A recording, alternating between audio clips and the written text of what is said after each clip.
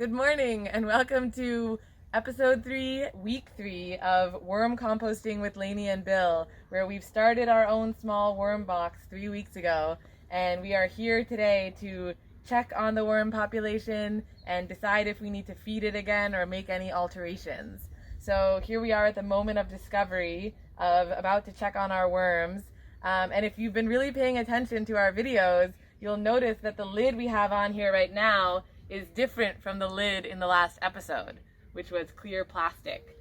So Bill, can you tell us about this lid change and what you're thinking about when you're putting a lid on your worm bin?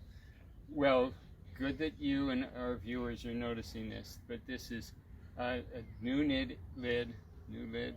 It's not the end of the line, it's not the top of the line, but it's functional and meets probably the two main criteria. One is to keep critters out. The other is, which is an actual issue at the moment, is to keep rain out, because it would definitely affect the moisture. Mm-hmm. The critters, and this can vary in terms of your environment.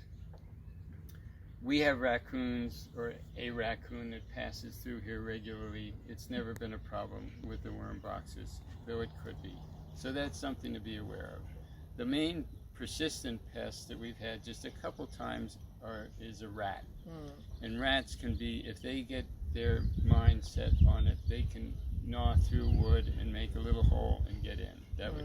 They like to eat the food scraps as well as the worms, so that's very sad if that happens. Yeah. So keeping the critters out is the main thing. The other issue that's raised is the matter of air. So in that case, if you had something that was sealed and it was absolutely airtight and you didn't have much airspace inside, and you let your compost get too anaerobic, that could definitely be a problem. So Yeah. the factor is you want to keep the air sufficient throughout, and if you just take off the lid for a little bit, anytime when you're visiting, the air will exchange and it will be fine. Smells good. So this is just specifically, this lid is just about an inch bigger than the top all around. So if there were rain, the rain would run off. And it's 1/4-inch plywood, which again would be okay in this situation. But if it rains and there's lots of weathering on it and it's in the sun all the time, which is not here, it could warp, and then that would be a problem and create enough space for a rat to get in. Yeah, so when you're checking on your worm bin each week, you know, we do things like look for signs of critter damage, make sure the lid is still on, make sure the smell is okay. And if all those things are okay, then you might have a really healthy worm bin. You probably do. And you might not need to worry about drilling holes in your bin or adjusting the lid. So you can let your worm bin and your worms speak to you about what needs to happen week to week. So are we going to find out what's been going on? Yes, we are. I'm so excited. What are you doing in there, worms? Okay, so we haven't been playing with this. Pretty much it's where we left it. I think maybe I looked at it once or twice just to make sure the moisture was okay. And again, we can't emphasize enough that it's good to have it moist but not dripping wet. So that if it's getting dripping wet, you're going to get a slurry, it's going to get anaerobic, and it's going to get smelly. Oh boy. Did we find any worms in there? I see some near the surface, but yep, here are some worms. Oh yeah, they're going to town on this carrot in here. So not everything is broken down from last week. I still see some potatoes. They're having a hard time with that. Some carrot tops. I see a bunch of worms. So they're working on it. Yeah. So remember, we did add more. We put a bunch of the new food scraps in there, and we're seeing some, but also we're not seeing a lot. Oh yeah, and there's a good amount of worms. I feel like they're pretty well distributed through here. So they've kind of spread out. Yeah. Nothing looks slurry-like. Nothing so smells. You can see there's a little bit of a concentration there.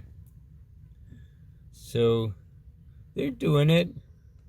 Yeah, I think we could still give them a little bit more food this week, but not a ton. They're still kind of catching up with the new box and the new space and their larger environment. So So it is interesting. Remember last time? Oh, when we added a few on our extra session at the end last time, we just put them on top. We didn't find any on top, and they've worked all the way down here.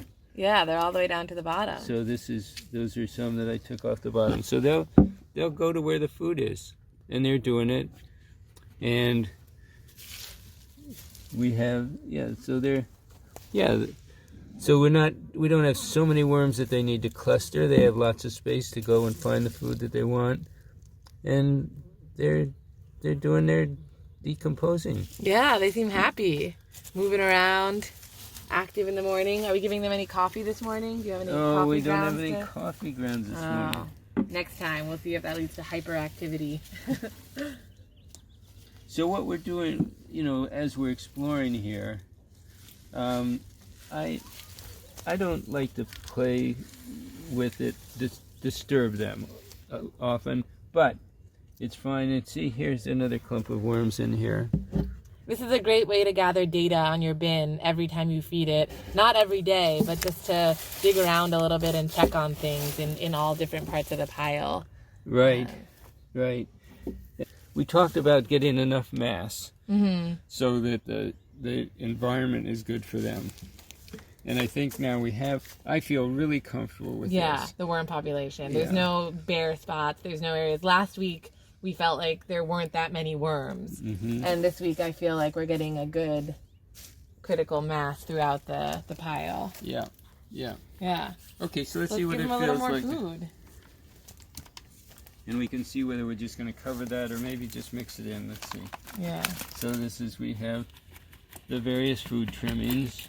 Yeah, some carrots, eggs, asparagus, a little bit of citrus. We've been finding that to be okay. Some people don't recommend that. But again, just listen to your pile and be your own home scientist.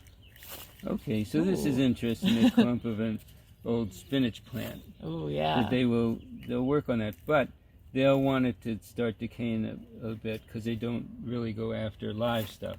Yeah. So I'm going to actually pull that out because I might want to break it up and cut it up a little bit more before putting it in there. Okay.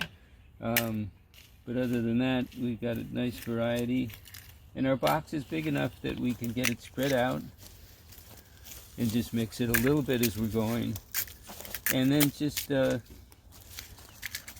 cover it enough. Mixing it in throughout the pile.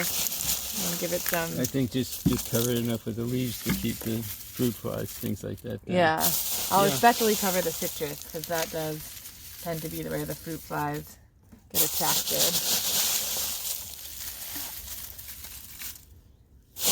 Yeah, so